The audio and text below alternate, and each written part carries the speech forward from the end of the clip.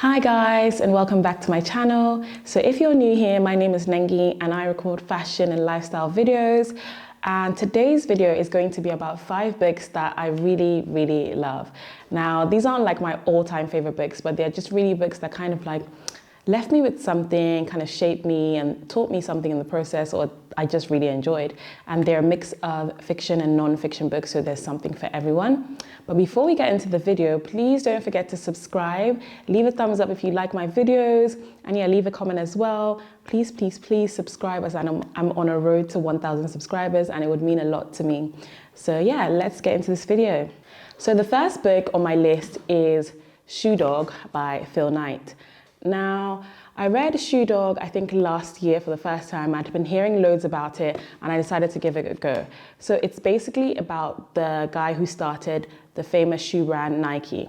But before we even get into that, leave me a comment below if you pronounce it Nike or Nike, as I know people pronounce it differently, but I've always called it Nike since growing up, so yeah. Anyway, basically, Phil takes us on a journey in like 1960s and he basically borrowed $50, I believe, from his dad to start Nike.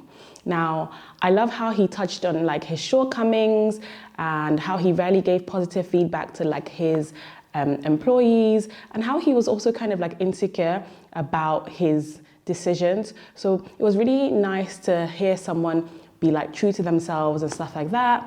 So this book also left me with believing in myself, because one thing about Phil that I found in this book is he had a lot of self-belief. Like, he would go to different places, he would always try new things, he would always take risks. Some might not even have been calculated, but he would definitely always take risks. I just really enjoyed it. Like, he also admits wholeheartedly that he didn't even come up with the name Nike, or he didn't even come up with the like famous swoosh logo, like this basically, and he credits that to other people. So I thought that was very nice, very authentic. But this is definitely something, if you have a small business or even a growing business, or to be honest, even any business really, you should definitely pick up this book, because it just tells an authentic and real story. And it's not one of those like, you should do this, or this is how much you should save, or it just tells an authentic story from a young man's point of view, and how he went through different trials, different setbacks, different financial like ups and downs to become what Nike is today. And honestly, if you have a business, I'm sure we would all love to be as big, or as successful rather, not necessarily big, as Nike. So yeah, I would say the takeaway from this is a lot of self-belief and a lot of, calculated risk and just general risk taking. So the next book I have is one of my all-time favorites, The Handmaid's Tale by Margaret Atwood. Now, The Handmaid's Tale is a book I studied for English literature in A-levels, and I just fell in love with it. I fell in love with the story, and it's a dystopian novel. And basically, dystopian just means a society where there is sort of like suffering, and it's kind of like imagined. So it's not real, but it's kind of like an imagined society where there's lots of suffering and a lot of struggles and hardships. So I was quite drawn into that, because it kind of told a story of how maybe the world could be like that one day, or just something out of the blue could happen and then this could occur. So I found that quite interesting. So this story basically follows the handmaid, who's also the narrator of the book. Her name is Offred. And first of all, she lives in the Republic of Gilead, and it's a totalitarian and like theocratic sort of like representation, something that has replaced the United States. So that's where they live, and basically the reproductive rates for women in the Republic of Gilead are going down. So basically a handmaid is just there to give birth, because that is literally what they're supposed to do, just supposed to conceive. Now, her name isn't actually Offred, her name is originally June, but all the handmaids are given a name. So it's kind of like your commander owns you. So her commander's name is Fred, and she is of Fred. So let's say I was a handmaid, I would be like of James. And that's how all their names are, so that they know they don't even have an identity anymore. And yeah, like every month when she's ovulating, she has to have this like ritualized sexual intercourse with the commander whilst his wife sits behind her. And it's just really, really messed up. But that's just how the society is. People watch them everywhere they go. And they're only allowed like 4 prayers. I think a prayer for birth, a prayer for death and health or something like that. They're not allowed to do things on their own. Her room door is always like ajar. She's not allowed to go places on her own. I think she can only go to like the grocery shop to shop for the house that she's living in. And I just found the book very interesting. I love a dystopian novel. Another dystopian novel that I've read is like 1984 by George Orwell. And I like the idea of the world kind of like being completely different. Yeah, it's kind of disturbing, but it's also enjoyable, and it makes you think, it makes you wonder, it makes you kind of appreciate all the things that we have currently at the moment. But I won't go too deep into it if you want to watch it. It's also on Hulu, and if there is one movie or TV show that has depicted a novel so well, it's definitely Handmaid's Tale, because at A-level, I watched the cassette player version and it was horrible. So I'm glad they've turned it into a TV show that actually does it justice, because the book is phenomenal. So the next book on my list is this book called Start Something That Matters by Blake Mycoskie, and he's the founder of the famous shoes Toms. My mum got me this book a couple years ago and I really enjoyed it. It basically tells a story of a man he went on vacation to Argentina, I believe, and he basically was very obsessed with like espadrilles, and they were so popular in the country. But when traveling from village to village, he found out that a lot of kids didn't have footwear and they didn't have like the right shoes, and it kind of like exposed them to loads of diseases. So he decided to come up with this concept of 1 for 1. He felt he wanted to start a shoe charity, but then he decided that a for-profit business would make a lot more sense, and it would ensure like a constant flow of shoes to kids. So the 1 for 1 concept is literally, if you buy a pair of Toms, a pair of shoes actually goes to children in need. And he's made it so transparent in the sense that, you know, you're able to track it online and you're able to see where your purchase goes to. So I thought that was really cool. And with NWP, my women's wear business, this book really inspired me to sort of like literally start something that matters, because I'm very big on giving back. And I believe it's something that can add not only an interesting aspect to your business, but like a charitable aspect as well. And I'm very passionate about girls and women. So this is definitely something that I'm interested in doing. It might not be exactly like 1 for 1, but I think this concept is amazing. And it's a very easy to read book. Like the font isn't even big at all. And it just kind of tells a deeper story, but I won't go too into it, as I feel like if you have a business, you should definitely check out 1 for 1. Or if you're interested in like charitable aspects of business rather, not just if you have a business. I mean, if you have a business and you're not really sort of inclined for something like this, then maybe not. But if you have that yearning to do something a little bit more, this is definitely the book for you. So the last and final book on my list is Noughts and Crosses. Now, I don't actually have the Noughts and Crosses book. I'm not sure where it is, but it's a trilogy. So it goes Noughts and Crosses, Knife Edge, and Checkmate. So I have Checkmate with me, but it's basically the same thing.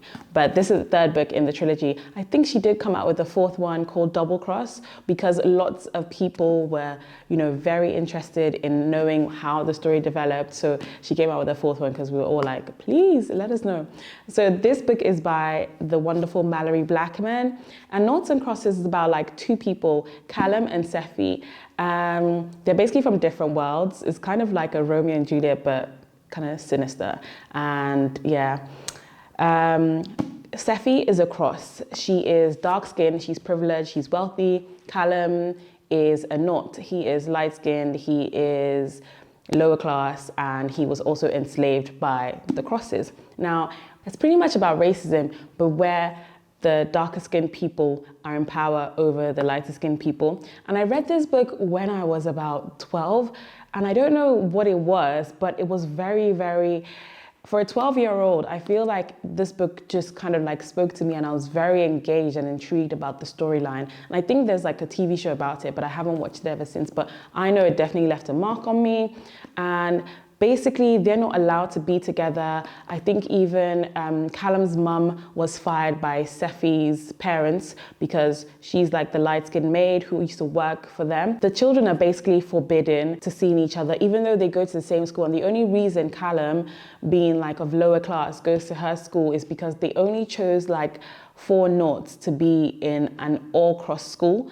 But the concept is really, really amazing. So they don't necessarily do it like black and white, although the book kind of like indicates that. But the fact that they call it Noughts and Crosses, it kind of is like a play on the actual game Noughts and Crosses, and it's definitely a book worth picking up. I think like it's very eye-opening, it's very engaging, and I absolutely loved it when I was younger, and I would actually love to reread it now, like as a mature adult. But I definitely know like it spoke to me, and it was just very, very interesting. And it takes you on an actual journey. Like, so much happens.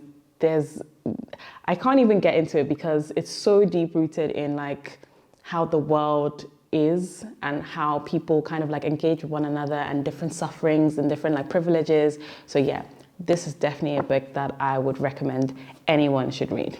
So I just have one more honorable mention, which is The Company of One by Paul Jarvis. I don't actually have the book as I listened to it on audiobooks, but I really, really enjoyed it. Yeah, it's a really good book, and I really enjoyed it as a business owner. And basically, Paul Jarvis left his like corporate job when he realized that working in a high pressure, high profile job was just not for him, and it wasn't his idea of success. Instead, he now works for himself in his home, and he's no longer has to kind of like contend with like loads of employees and an environment that doesn't fulfill him. And what I took away from Company of One is that, you know, scaling always isn't the best idea for a business. Like he believes in success, but he doesn't believe that every business needs to like prioritize scaling. He really likes the idea of, you know, starting small and actually staying small, but like growing within the company and not lots of expansion. I found that the book helped me realize how big companies constantly demand more productivity, more output, more growth, and it can be a lot on a small business. So reading that, sometimes I felt with my business like, oh, I'm not growing, or oh, it's too little, or, you know, I'm not doing what the other bigger brands who've been out for longer are doing. But with Company of One, it really does hone in on the fact that you can actually be very successful by staying small. Like you don't need loads of output, you don't need like expansion. And I think it just spoke to me because I was feeling that type of way with my brand. So if you're interested in the opposite, I would say, of what we see out there about businesses, about scaling and about growing and about like, you know, like one company got bought out, or like, you know, we've reached different milestones, I think it's definitely a book you should pick up so that it can kind of reassure you that you can actually be very successful even while staying small. So yeah, Company of One by Paul Jarvis, definitely a book to check out if you're into business. So guys, that's the end of my video, and I hope you enjoyed all the books I picked out. I hope there was something for everybody in there, but this is definitely, as I said in the beginning, not my like all-time favorite, but these are books that I've really enjoyed and I feel like will help anyone who maybe is in business or wants to start a business, or who just wants something, you know, different, which is like Handmaids Tale and Noughts and Crosses. And these are the type of books I enjoy reading. So yeah, let me know what you think in the comments below. Please, please, please don't forget to subscribe. I'll really appreciate it. And also leave a thumbs up if you like any of my videos. And yeah, I'll see you in my next video. Bye guys.